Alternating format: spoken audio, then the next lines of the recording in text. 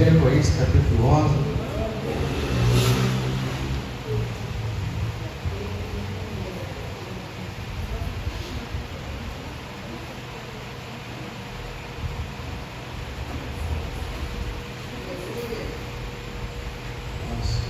Glória a Deus, aleluia. Oi? Lucas 3. 1 Coríntios capítulo 11. Glória a Deus. Versículo 23. Aleluia. Todos acharam? Amém. Glória a Deus. Porque o pessoal aqui não precisa ser, não, né? É Deus. E das vezes solta.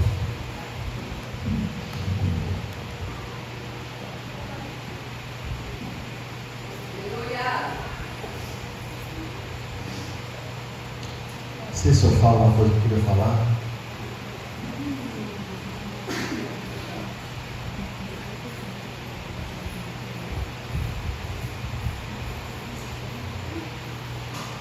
Eu perguntei a uma pessoa que estava batizando no último batismo. Você lembra, Márcio? Você lembra que eu perguntei assim: você está por Jesus ou está por outra pessoa? Você lembra disso? O que a pessoa respondeu? Não, eu perguntei assim: você veio, está aqui porque Jesus tocou no teu coração, porque fulano te apertou? Você lembra? O varão? Ele falou o quê? Não, bem antes. Eu senti no coração, eu falei assim: mas se a pessoa lá não caminhar com você mais, você vai abandonar Jesus?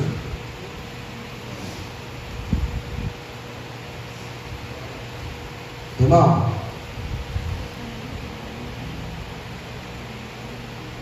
você tem que ter intimidade com Deus.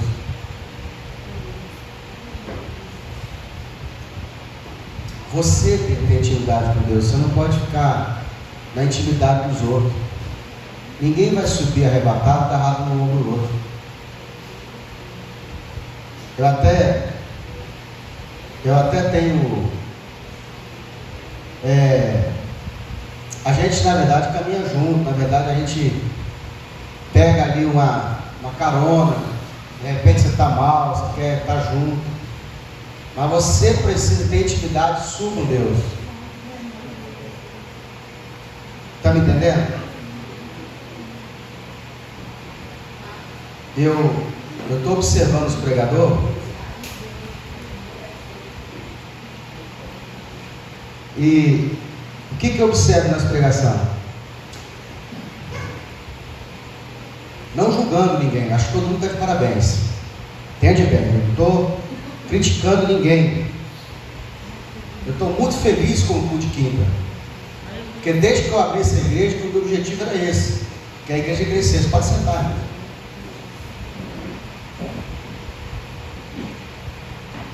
Eu tenho a visão de que a igreja ela não pode ser dependente do pastor. Ela não pode desprezar o pastor.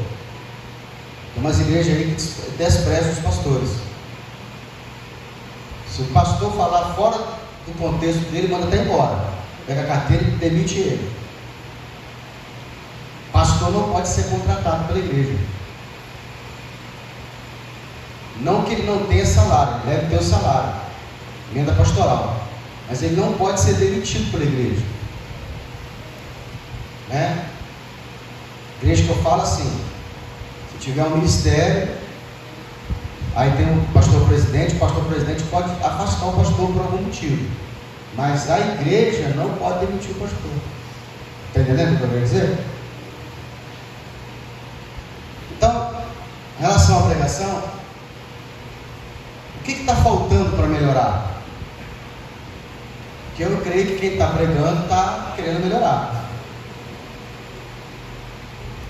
Você precisa estudar, ler todos os dias acerca de Jesus.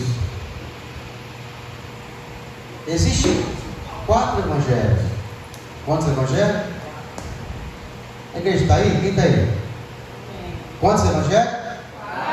4 evangelhos. Esses Os evangelhos, eles são a biografia de Jesus. Eles vão falar acerca de Jesus o tempo todo, o que ele fez, aonde ele nasceu, de quem ele é filho, quais são as falas dele. Tem algumas bíblias que você compra, que vem as falas de Jesus em vermelho. Qual a finalidade do evangelho? Falar acerca de Jesus, os milagres, quem era ele, o que ele fez na sua vida. E o que eu observo aqui? Que está tendo palestra. O que é palestra? Quem sabe a diferença entre palestra e pregação? Quem gosta de palestra aqui, levanta a mão. Eu amo. Uma palestra sobre finanças, uma palestra sobre motivacional, emocional, né? Uma palestra sobre talentos. Tem vários tipos de palestrante aí na internet. Agora, qual a diferença entre a palestra e a pregação? A igreja está aí, eu estou sentindo o povo meio disperso. Vou passar para você então, não vou nem pregar não. Pregação com história. Oi? A pregação você conta uma história daquilo que está escrito na Bíblia. Você tem que ler isso aqui, ó, e contar essa história. Você consegue fazer isso? Lê o texto e conta a... Estão lendo o texto, estão contando qualquer outra coisa, mas não estão falando nada do texto.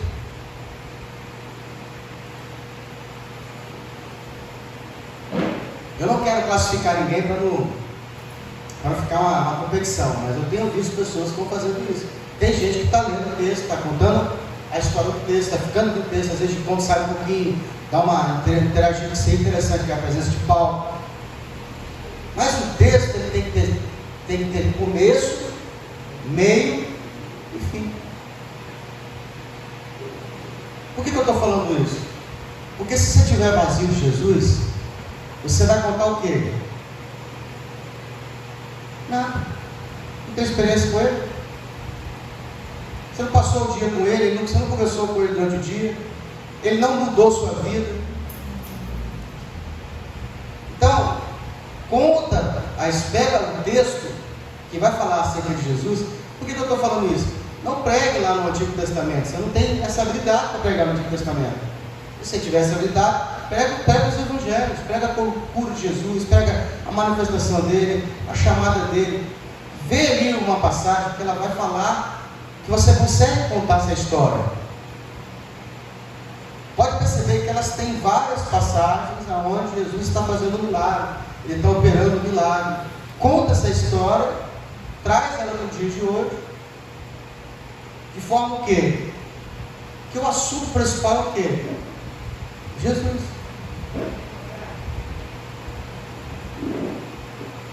É claro que você vai ter que ter o quê? Treinamento, você vai ter que fazer hoje, fazer amanhã. E aí a gente vai o quê? Você vai melhorando cada vez mais. Volto a dizer, não estou condenando nem criticando, acho que todo mundo está de parabéns, nós estamos vencendo um grande desafio. Estou deixando aqui uma dica.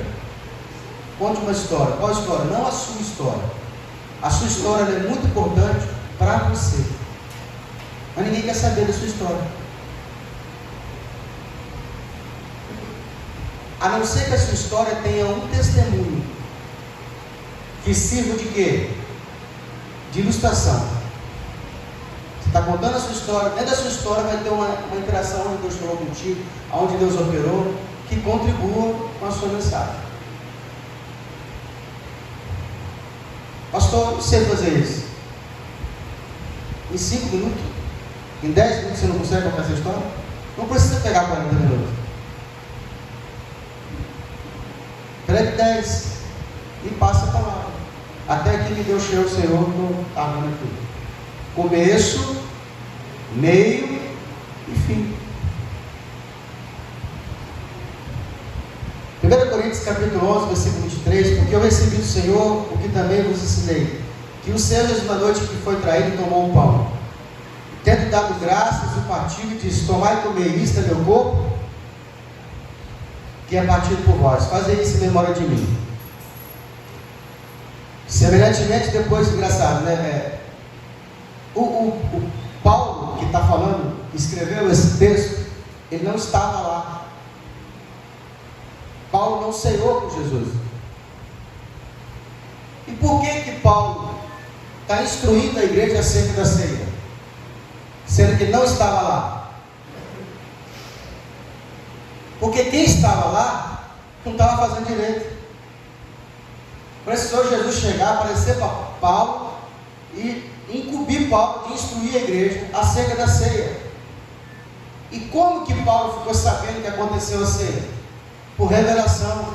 Ele sobe no Monte Sinai, e lá no Monte Sinai Jesus aparece para ele, e ele vai dizer, o que eu recebi do Senhor, porque eu recebi do Senhor que também vos ensinei, que o Senhor Jesus, na noite que foi traído, tomou pão. Ele está contando a história que Jesus contou para ele.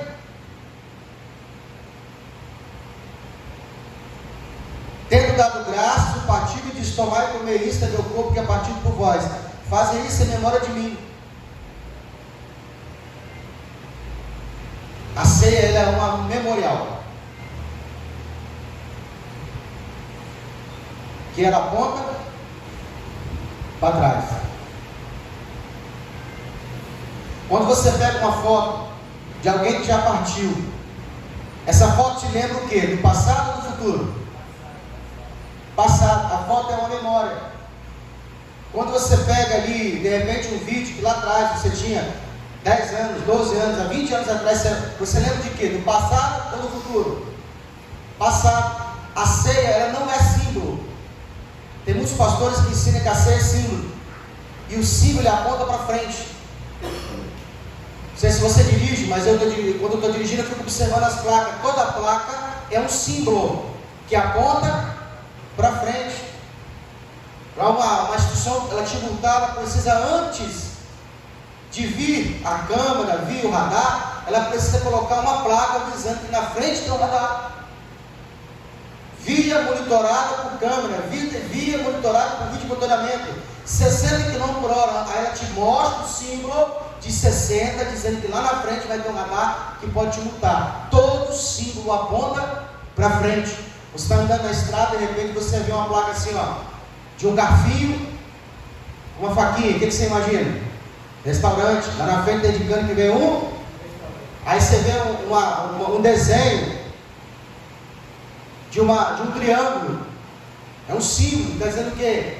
Dê preferência na bifurcação. Então, os símbolos, eles apontam para frente. Olha o que Paulo está dizendo: comer e beber em memória. Ou seja, lembrando do sacrifício que eu fiz lá atrás. Então, por isso que Paulo vai dizer: este é o corpo de Cristo. A ceia, depois que nós oramos, ela não é símbolo, ela é o corpo de Cristo. Glória a Deus. Ela é o sangue de Jesus. E tem alguns pastores que se baseiam dizendo que a ceia é símbolo para poder mudar os elementos da ceia. Para colocar uma fantaúva. Hoje eu peguei uma fantaúva, quase que eu trouxe para cá. Cacei lá o trigo para fazer o pão. Eu falei assim: se não tiver, eu vou lá na padaria comprar uma.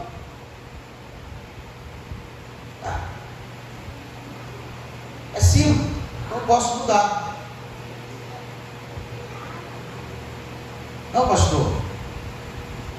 É porque assim, as pessoas acham que pode mudar como se não tivesse. Mas trigo tem em qualquer lugar. Azeite também.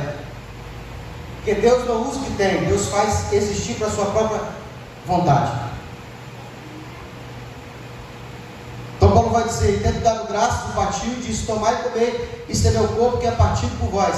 Este é o meu corpo que é partido, destruído, rasgado por vós.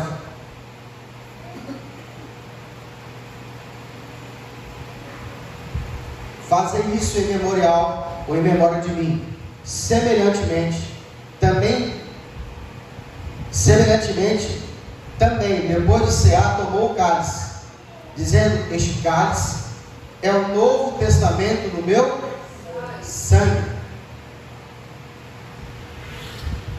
Fazei isso todas as vezes que bebedes em memória, como lembrando.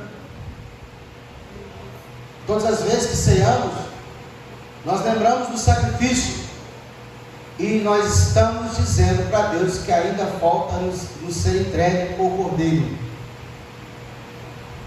Porque para que a salvação ela se cumpra, é necessário que aconteçam as 3 ofertas. Toda a doutrina ela é tripartida. Precisa ter o sacrifício, holocausto e manjar. Esse sacrifício chamado sacrifício de redenção, oferta de redenção, elas têm uma ordem. Levíticos capítulo 1, 2 e 3, você vai ver lá, ó. Primeiro o holocausto, não pode servir manjar, sem que antes sirva o holocausto. Por isso que Cristo, antes de cear, chamou os discípulos e lavou os pés deles. Porque um sacrifício de holocausto, os pés do cordeiro não podiam ser lavados. E é por isso que Pedro, ele vai insistir para lavar os pés de Jesus. Jesus vai assim: se você não deixar lavar teus pés, você não tem parte comigo. E para que ficasse claro que ele era o holocausto, Jesus era o holocausto, para a remissão de pecado, e não os apóstolos, porque os apóstolos também morreriam também crucificados, e alguém poderia confundir, achando que alguns dos apóstolos morreram para pagar nossos pecados. Jesus colocou a diferença, lavando os pés deles, e deixou registrado nas Escrituras. Ou seja, eles não eram o holocausto. Logo depois do holocausto, esse sacrifício, o holocausto, viu o segundo sacrifício chamado manjar. O manjar só podia ser oferecido se primeiro foi oferecido o holocausto. Cristo, ele foi o holocausto depois que Deus terminou a obra do ex-Severon, 6 dias. No 7º dia ele vai santificar o 7º dia, ou seja, Deus vai matar no coração de Deus o seu Filho Jesus Cristo. Porque toda oferta morre 2 vezes. Primeiro morre no seu coração, depois ela morre no altar. Cristo vai morrer no coração de Deus, em Gênesis capítulo 2, versículo 7, e ele vai ser crucificado, morrendo no altar de fato, sendo sacrifício pelo pecado. Então aqui na ceia, ele é oferta de manjares. E na cruz, ele vai ser o sacrifício pelo pecado. Então Cristo, ele vai cumprir as 3 ofertas de redenção, nessa ordem. Por isso ele vai dizer: este é meu corpo, este é meu sangue. Toda vez que você ceia, por que você tem que confessar o seu pecado antes de cear? Não tem como você cear sem pecado, porque você está no corpo pecador. Mas por que você ceia? Ao você cear, você tem que primeiro confessar o pecado. Porque você precisa dizer para Deus por qual pecado Jesus vai morrer. Porque na hora que ele estiver ceando, você está matando Jesus. Quando você está comendo o pão, você está traçando, está destruindo, partindo a carne. Quando você está bebendo o suco, você está bebendo o sangue dele. O seu corpo passa por um processo metabólico. Assim como o pecado entrou por uma comida, ele vai sair também por uma comida. Quem não ceia, pega mais. Pega o jovem para não mexer no celular, não, que agora é hora do culto, ó. Então, Cristo vai dizer assim, ó. Paulo vai dizer: Novo Testamento do meu sangue, fazem isso todas as vezes que beberes, em memória, porque todas as vezes que comer deste pão, beber desse cálice, anunciareis a morte do Senhor até que ele. Então a gente vai ceando até Cristo voltar. Quando Cristo voltar, a gente não ceia mais. Tem ele que está esperando que Jesus voltar para o pecado dele sair para ele cear. O pecado não sai se você não cear. Portanto, qualquer que comer deste pão, beber deste cálice do Senhor indignamente, será culpado do corpo? O que é comer indignamente? Primeira forma de se comer dignamente. Primeira forma de se comer dignamente: se achar que é digno. Quando você não ceia, porque você pecou, e você não vai cear porque você julga que pecou, quando você cear, dizendo que é digno de cear, porque agora você não tem pecado, você se tornou indigno. Porque a Bíblia diz assim, ó: aquele que disser que não tem pecado, já pecou. Então, a pessoa que por mais que acha que é sincera, dizendo assim, eu não vou cear esse mês, porque eu briguei com meu marido. E minha irmã, no dia da ceia, nós passamos o domingo, que lá tinha um domingo voltado para a igreja, era escola dominical, depois limpeza da igreja, depois evangelismo, oração da tarde, visita dos que estavam faltando, ceia, fechava ali com todo mundo lá fora conversando. Era um domingo para Jesus. Ela fez tudo isso, foi para casa tomar banho, entre o banheiro e botar a roupa, o marido pegou ela no meio do caminho e namorou com ela. Ela chegou arrasada na igreja e me procurou, porque ela tinha muita confiança em mim. Ela falou, eu era auxiliar, ela falou, auxiliar, eu queria conversar com você, queria tirar uma dúvida. Eu estou muito triste, passei o dia bem, jejuando, fazendo a obra de Deus, agora vai ter a ceia, tive relação com meu marido, e agora? Eu falei, glória a Deus, vai ser mais gostoso agora na ceia, porque por falta de conhecimento, ela achou que pecou. Eu falei, meu amor, você é casado, e a Bíblia diz que o leito do casamento é benigno, é abençoado. Aliás, é até pecado não fazer depois do casamento, dentro do casamento. Fora não pode, dentro do casamento é uma bênção. É o contrário. E aí ela foi cear tranquila. Lá tinha um hábito de chamar os irmãos para conversar. Depois que não ceavam, perguntavam por que o irmão não ceou. Era cada motivo fútil. Porque xingou alguém no meio do caminho, porque discutiu com o marido.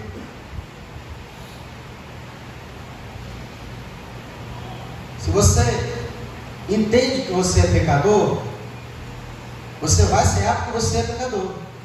Então o primeiro motivo que te torna digno de cear, se achar digno. É se nós aqui levantássemos assim, quem aqui não pecou, os 30 dias fica de pé, não dobra o joelho. Quem pecou, não vai cear, fica sentado. Aí o sincero fica sentado e os hipócritas tomam o joelho. Se achar digno de cear é comer dignamente. Segundo, não esperar o outro. Como assim, pastor? Na lei, a Páscoa se comia apressadamente. Eles comiam dentro de casa. Cada casa comia a Páscoa e tinha que comer apressadamente, porque eles estavam de partida. Paulo, quando institui a ceia, Jesus instituiu a ceia, Paulo vai ensinar sobre a ceia. E Paulo chega na igreja e ele percebe que uns estão comendo separado. Os ricos sentavam na mesa e se banqueteavam. Era chamada festa ágape, festa do amor. Os pobres, eles não participavam. Por quê? Ele não era convidado. Havia uma separação. Aqui nós, por exemplo, não pode uma pessoa cear e ir embora. Todos temos que cear junto. É o segundo quesito que te faz comer dignamente. Terceiro,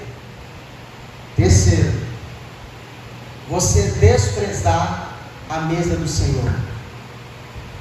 Quando que eu desprezo a mesa do Senhor? Quando você vem com roupa natural de casa, chinelo de dedo, bermuda, camisa normal. Seria assim no casamento de um governador? Iria? Lá onde eu estava, a gente caminhou 15 anos, o dia da ceia, o dia que você colocava a roupa mais bonita. Não deve ser para poder amostrar a roupa. Deve ser porque você está se vestindo para o Senhor. Você está honrando o noivo, vindo com a melhor roupa. Visitante, essa palavra não é para você não, está só para os membros da igreja, viu? Fica tranquilo, você está de boa. Nós estamos aqui só ensinando. Quarto quesito que te torna indigno: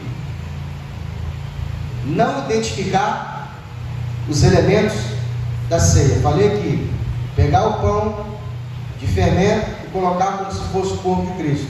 A obreira perguntou: por que na ceia, o pão da ceia não pode ter fermento? Porque fermento representa o pecado. E o corpo de Cristo não tem pecado. Você não pode nem falar um negócio desse.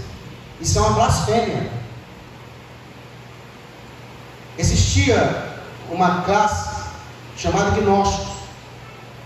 Eles perturbaram muito os apóstolos, dizendo que Cristo não veio em corpo, dizendo que Jesus era um anjo. Tem uma seita que ela prega isso, que Jesus não era homem, ele era anjo. Esse sabe qual que é, né? Esse testemunho de Russo. Eles não creem que Jesus veio como forma humana. Os gnósticos entendiam que Jesus não veio como forma humana. Os gnósticos pregam que Jesus não tocou o solo, não tocou o chão. Ele andava meio que flutuando. E por que essa seita é perigosa? Por que essa doutrina é perigosa? Porque se Jesus não veio como homem, a nossa salvação está contaminada. Porque a Bíblia diz que por um homem entrou o pecado no mundo, e por um homem sairá o pecado do mundo. Se Cristo não veio como homem, é em vão, é mentiroso. Então ele não morreu. Então eu preciso identificar o corpo. Que o pão ele se torna o corpo de Cristo, e o sangue se torna, o suco se torna, o pão se torna o corpo, e o suco se torna o sangue de Cristo. Tanto o pão quanto o suco não pode ter fermento. A gente vai cear e nós devemos consumir toda a ceia. Se ficar para amanhã, não pode ser consumido. Por quê? Porque há uma probabilidade do pão que foi feito sem fermento levedar e fermentar. Quem já viu pão comum, se você ficar muito tempo ele dá bolor? O que é o bolor? O que é o bolor? Fermento. Bolor faz mal? Você comeu pão com bolor faz mal? Mentira. Não, isso é mentira. Você come o queijo parmesão? Quem come o queijo parmesão? Você vai lá na pizza, lá o cara rala o parmesão, você fala: nossa, que delícia parmesão. É queijo bolonhento. Você come mortadela? Essas que fica defumada? Tem muita comida que você come que ela deu bolor, ela fermentou. Leite fermentado, Yakult, você toma ele? É fermentado, irmão. Bolonhado. É uma mentira falar que fermenta, que o bolor faz mal. É isso aí, espera aí. Vou trazer a matéria para vocês. Quer mais algum que identificar, que te torne digno? Não reconhecer o sacrifício pleno. Quando eu quero fazer algo para me salvar, eu estou dizendo que o sacrifício de Cristo não foi suficiente. Eu preciso colocar um pouquinho mais. Eu preciso sofrer na minha carne um pouquinho mais para merecer a salvação. A ceia é por graça, você tem que entender isso. Então Paulo vai dizer aqui, aquele que come dignamente, portanto qualquer que comer e beber ao cálice do Senhor dignamente será culpado do corpo e do sangue do Senhor. Está dizendo o seguinte, que no dia que Cristo foi crucificado, as pessoas deram voto para assassiná-lo. Foi perguntado: vocês querem que solte Barrabás ou solte a Cristo? Solte Barrabás. A multidão gritou: e esse Cristo? Crucifica-o. Essas pessoas assassinaram Jesus. O sangue dela, o sangue de Jesus está nas mãos dele. Quando você não identifica a ceia, você se torna culpado do sangue e da carne do Senhor. É como se você voltasse lá atrás e participasse das pessoas que disse: crucificam. É isso que Paulo está dizendo. Essa aqui é a parte que eu mais amo e aonde a igreja mais erra. Versículo 28. Examina-se, pois, o homem a si mesmo. Ele começa por aqui. O que é examinar? Ana, o que é examinar? Olhar para dentro de si. Tainá, o que é examinar? Examinar a si mesmo. Olhar para você. Olhar para você. Ó, o que é examinar? Examina-se a si mesmo. O que é examinar? Olhar para dentro de si e primeiro ver, né, o seu próprio erro, né, o seu próprio pecado, antes se deve apontar o outro. Examinar não é julgar. Não está escrito julgue-se a si mesmo, depois come e beba. Não diz isso. Examina o homem. Ó, vamos fazer o exame do câncer da mama? Deixa eu ver se tem nódulo. É assim que a mulher faz? Vai no espelho, levanta. Não é isso? Está com dor. Você está caçando aonde tem? Quando a Bíblia diz examina-se o homem a si mesmo, procura em você aonde está o pecado. É nos olhos? É na boca? É no ouvido? É nos braços? Está no corpo todo, está cheio. Então você está examinando. Olha o que Paulo fala. Eu quero que você leia comigo, porque se eu estou traduzindo errado aqui. Depois que você examinou, examina-se, vírgula, pois, vírgula, o homem assim e assim. Versículo 28. E assim, faz o que depois? Do exame. E por que os pastores falaram assim, irmão, você que pegou, não come, não bebe, que é pecado comer, beber do pecado? Por que os pastores disseram para a igreja, depois que você, primeiro é que você que tem que se examinar, eu não posso dizer que você está no pecado. Eu não posso dizer, Braz, você não, você pecou esse mês. É cada um examine, depois coma e beba. Glória a Deus! É uma receita. Por que tem muita gente errando? Por que tem muita gente fraca? Porque a pessoa está se julgando e dizendo, não vou comer e não vou beber. Se a cura é Cristo, por que você está saindo fora da cura? Por isso está doente. Olha Paulo dizendo, porque quem come e bebe dignamente, come e bebe para sua própria condenação, se não discernir o corpo do Senhor. Por causa disso, versículo 30, há entre vós muitos fracos, doentes e muitos. Cadê os irmãos que estão faltando a ceia? Você não vai ver eles fortes na igreja, você vai ver eles capengando, porque não sei. Deveria chegar para mim e falar assim, pastor, faz 3 ceias no mês, para eu poder comer as 3, porque eu estou precisando comer mais. Quem já estava com uma dor de cabeça muito grande, que você tomou logo 2 remédios, dá logo 2, daqui, que um não está fazendo efeito não. Então, irmão, se você está com muito pecado, tem que cear mais vezes.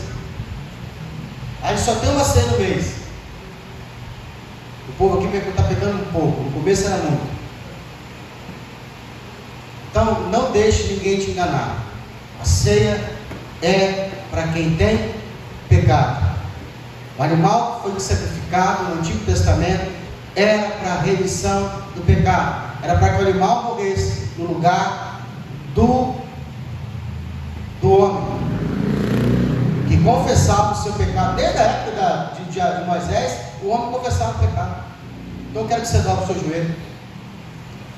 Você vai confessar os seus pecados agora. Você que é batizado, você vai ceiar nessa noite.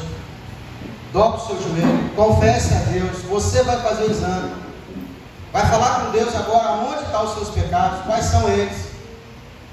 As crianças também que batizaram também, viu? É Bruno e quem mais? Quem? Mateus? Lucas, quem que é? Gustavo e João. Dobra aí o joelho aí, fala para Deus muito pecado. Virado para cá, João. Ensina lá, mas olha, virar para cá, voltar. Vira a cadeira e volta para cá, não fica disposto a voltar.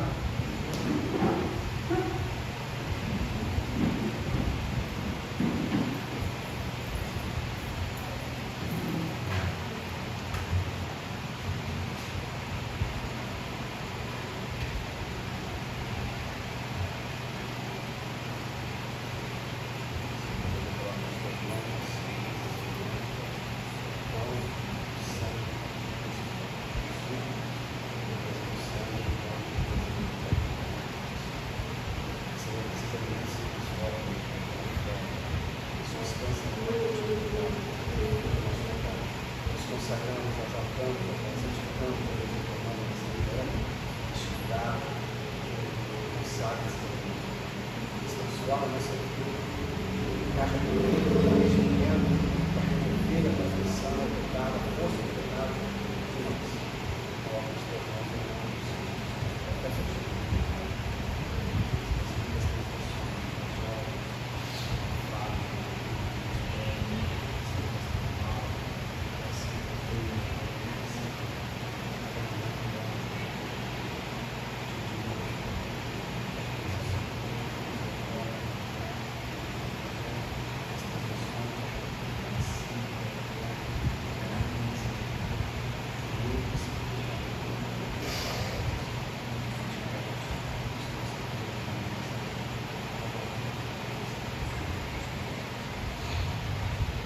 Vamos louvar?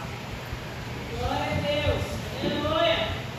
Cristo já nos preparou um manjar que nos comprou e agora nos convida a ceiar com celestial maná que de graça Deus te dá. Vem faminto tua alma, sacia a igreja. Vem cear, o mestre chama, vem cear. Mesmo hoje tu te pode saciar. Poucos pães multiplicou. Água e vinho transformou. Vem faminto a Jesus, vem cear. Eis discípulos a voltar, sem os peixes apanhar, mas Jesus os manda outra vez partir.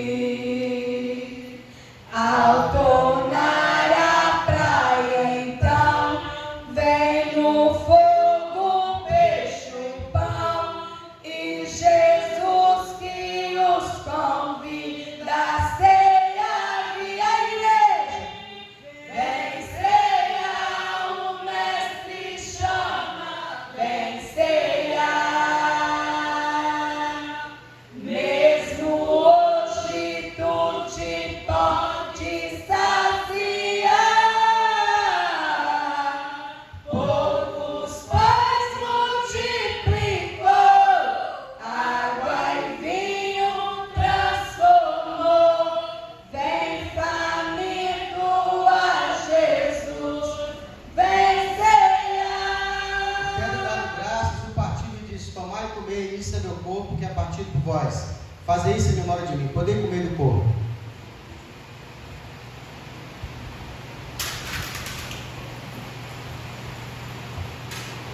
Bendito seja o Cordeiro que na cruz por nós padeceu. Bendito seja o seu sangue que por nós ali ele verteu. Eis nesse sangue lavados com roupas que dão alvação.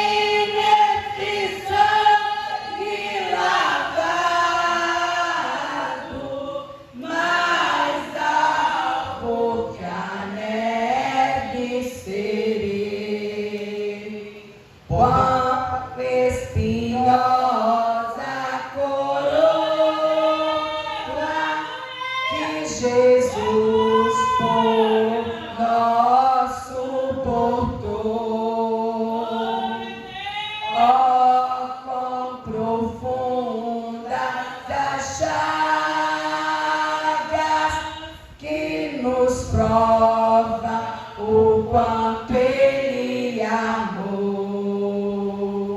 Eis nesta chaga pureza para o maior pecador, pois que mais alvo que a neve, o teu sangue nos torna, Senhor. Alvo, igreja! Alvo mais que a neve, alvo mais que a neve, se nesse sangue lavado, mais alvo que a neve Semelhantemente, seja. depois de desse ato, tomou do cálice, dizendo: este cálice é o novo testamento do meu sangue. Fazer isso todas as vezes que beberes em memória de mim. Poder tomar do sangue.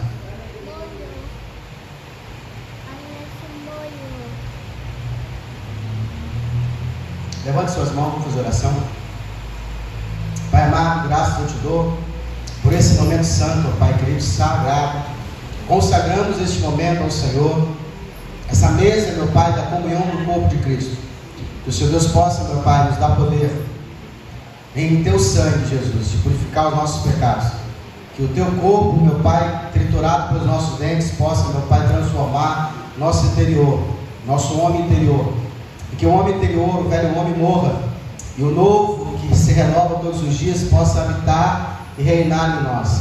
Por isso nós te rendemos graça, te exaltamos e te bendizemos nessa terra, neste lugar. Manifesta, Deus, o teu poder e abençoa a tua igreja, em nome do Senhor Jesus Cristo. Amém? Vamos fazer uma oração? Quem pode aplaudir o Senhor no forte? Deixa eu